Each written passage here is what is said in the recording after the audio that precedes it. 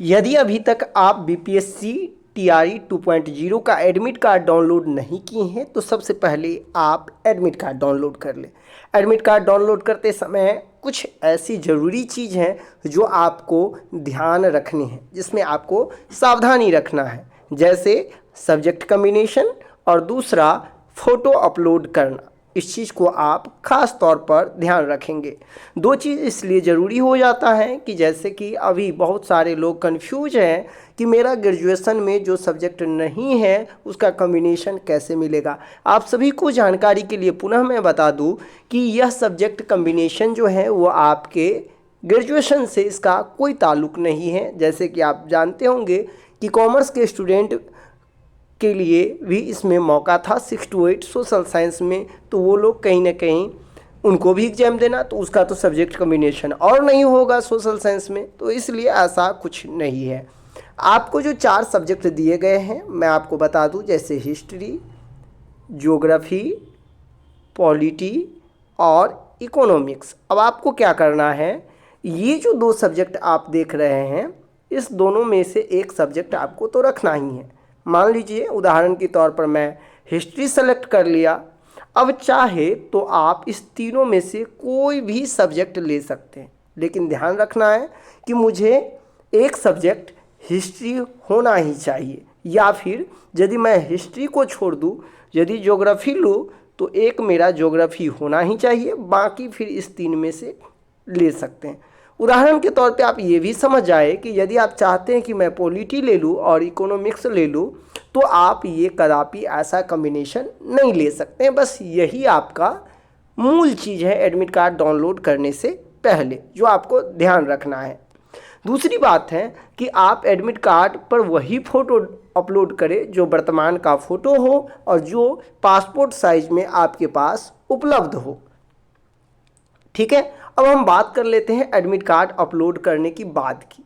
जैसे ही आप admit card download करेंगे या कर लिए होंगे तो आपको कुछ इस तरह का एडमिट कार्ड में दिखाई देगा, जहां पे आवश्यक निर्देश दिया होगा। मैं आपको पुनः बता दूं कि जो एडमिट कार्ड अभी आप डाउनलोड कर लें वो बिल्कुल ही फाइनल एडमिट कार्ड है, और इस फाइनल एडमिट कार्ड पर आपका सेंटर का नेम नहीं होगा, सिर्फ और सिर्फ आपका सेंटर कोड होगा, जिसके लिए बीपीएससी अलग से एग्जाम से 1 से 2 दिन पहले आपका वो जो कोड होगा उस कोड से रिलेटेड एक पीडीएफ जारी करेगा, जिसमें आप ये समझ पाएंगे कि मेरा कौन से कॉलेज या स्कूल में परीक्षा सेंटर है।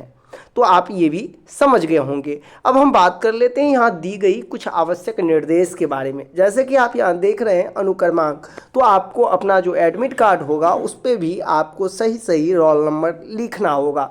ये रोल नंबर आप देख सकते हैं, यहाँ जो भी होगा 6 डिजिट का होगा और नीचे आपको सही से कलर करना होगा। आपको जानकारी के लिए ये भी बता दें कि प्रत्येक परीक्षा के लिए अभ्यर्थी एक ई एडमिट कार्ड अतिरिक्त रखेंगे। वो एडमिट कार्ड आपसे सेंटर पे ले लिया जाएगा, यानी कि यदि आप एग्ज़ाम देने के लिए जा रहे हैं यदि 6 to 8 के लिए, तो आपका एडमिट कार्ड 6 to 8 के लिए 2 एडमिट कार्ड होना चाहिए। एक आपके पास रह जाएगा और दूसरा आपसे सेंटर पे ले लिया जाएगा। इस चीज़ को आप एकदम ध्यान रखेंगे कि मेरे पास 2 एडमिट कार्ड होना चाहिए, जो कि यहाँ पे स्पष्ट तौर पर अत्यंत महत्वपूर्ण सूचना के तौर पर यहाँ इंगित कर दिया गया है। अब ध्यान देने वाली बात ये भी है, जो आप एडमिट कार्ड सेंटर पे उसे सौंपेंगे इन्विजिलेटर को, उसमें यहाँ पे रोल नंबर पहले से ही आप लिख लेंगे, जिससे कि आपको किसी तरह की वहाँ परेशानी ना हो, और या चाहे तो आप सेंटर पे जब जाएंगे वहाँ आप इसे फिलअप कर लेंगे। इसके बाद ही आप इन्विजिलेटर को जो चेक करने आएंगे उनको ये एडमिट कार्ड सौंपेंगे। ध्यान रखने वाली बात ये भी है कि वस्तुनिष्ठ प्रश्नों के लिए जो अभ्यर्थी का ओएमआर सीट दिया जाएगा उस ओएमआर सीट पर किसी तरह की कलर नहीं होना चाहिए, किसी तरह की व्हाइटनर या फिर पेंसिल का यूज नहीं होना चाहिए। सख्त निर्देश में ये लिखा गया है कि आपका जो ओएमआर सीट है उस पर यदि आप लिखे गए जो अंकित आवश्यक निर्देश हैं उसको पालन नहीं करते हैं तो आपका ओएमआर सीट रद्द कर दिया जाएगा, अमान्य कर दिया जाएगा, और उस पर आप बाद में आपत्ति भी नहीं कर सकते हैं।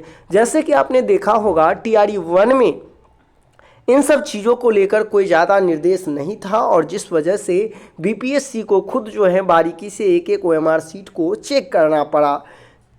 लेकिन इस बार जो है बीपीएससी ये समय नहीं आपको देंगे और निश्चित तौर पर आपका ओएमआर सीट रद्द कर दिया जाएगा।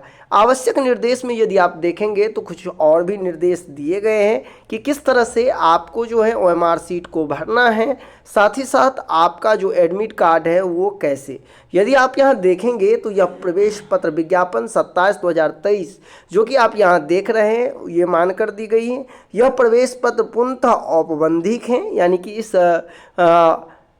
आगे दिया गया है कि डॉक्यूमेंट वेरिफिकेशन में यदि आपका कागजात सही नहीं पाया जाता है तो फिर आप इसको लेकर के दावा नहीं कर सकते। प्रवेश पत्र आपके पात्रता को निर्धारित नहीं करता है, यानी कि यदि आप एडमिट कार्ड प्राप्त कर लिए तो इसका मतलब ये नहीं है कि आप उस परीक्षा के लिए बिल्कुल योग्य थे, क्योंकि डॉक्यूमेंट वेरिफिकेशन में आप यदि सही पात्र कैंडिडेट नहीं साबित हो पाते हैं तो आपको रद्द कर दिया जाएगा और कहीं ना कहीं आप पर कानूनी कार्रवाई की जाएगी। यानी कि आपके एडमिट कार्ड पे ही ये सारे चीज़ लिखे होंगे और जिसके लिए आप जो सौंपेंगे एडमिट कार्ड वो उनके पास एक प्रति में उपलब्ध होगा। उपस्थित पत्रक में अभ्यर्थी सभी वांछित प्रविष्टियां करते समय अपना हस्ताक्षर हिंदी एवं अंग्रेजी में निर्धारित स्थान पर अंकित करेंगे, यानी कि आपको हिंदी में हस्ताक्षर और इंग्लिश में वहाँ भी हस्ताक्षर करना होगा। साथ ही ये ध्यान रखेंगे परीक्षा समाप्ति के पश्चात जो आपका प्रश्न पुस्तिका है वो भी आप देख लेंगे कि वो जो है अपने साथ ले जाना है। ये स्पष्ट या अभ्यर्थी अपने साथ ले जाने की अनुमति है, यानी बहुत सारे सेंटर पर जो है ये ऐसा भी होता है कि जो नहीं ले जा सकते हैं, ऐसा बोल दिया जाता है किसी कारणवश जानकारी अभाव के कारण। लेकिन इस बार एडमिट कार्ड पे ही लिखा गया है तो कैंडिडेट भी इस सोच में नहीं रहेंगे कि मुझे एडमिट कार्ड नहीं जाने दिया जाएगा। निश्चित तौर पर इन सब पूरी प्रक्रिया के माध्यम से आपके पास अब एडमिट कार्ड प्राप्त हो गया होगा और आप अपनी एग्ज़ाम की तैयारी कर रहे होंगे। साथ ही साथ अभी भी यदि एडमिट कार्ड या सब्जेक्ट कम्बिनेशन को लेकर या और भी कोई डाउट हो तो आप निश्चित तौर पे सीधे तौर पे कमेंट करके पूछ सकते हैं। आपकी हर एक कमेंट का जवाब जरूर दिया जाएगा। मिलते हैं अगली वीडियो में। धन्यवाद।